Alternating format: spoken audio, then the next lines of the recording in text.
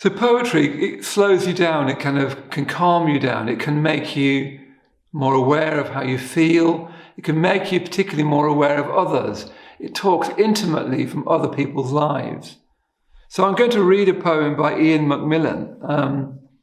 Ian McMillan is a poet, a journalist, a playwright.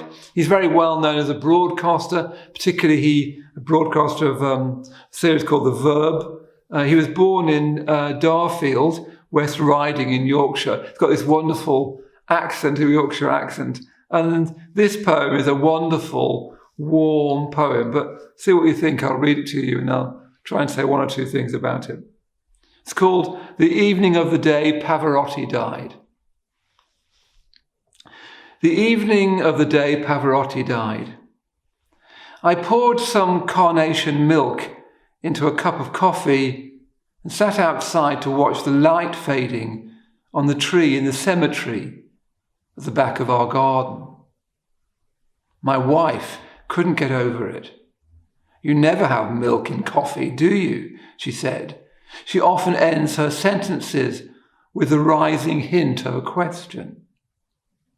We both listened, and from Mr. Lowe's house next door, and from Steve's house up the street, we heard the last notes of Nessun Dorma rising and hanging there like light on a tree.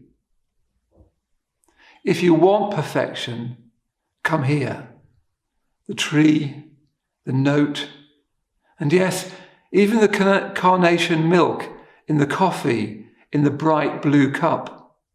Then the squirrel on the shed was too much, like an orchestra taking one too many bows when you've already stood up to go. Yeah, it's a lovely, warm, comic poem, The Evening of the Day Pavarotti Died. This lovely story of having a coffee and sitting outside and hearing people playing Nessun Dorma, Pavarotti's wonderful voice, and that voice being like the tree, like being the carnation milk in a bright blue cup, and then the squirrel appearing and being too much, like an orchestra taking one too many bows when you'd already stood up to go. That lovely sense that if we only can open to life, and mindfulness awareness is about opening to life, there's so much to value, so much to enjoy, that even the sight of a squirrel is just like too much. Life has offered us so much goodness, so much richness, that a squirrel on the roof of a shed is too much like an orchestra taking one too many bows when you've already stood up to go.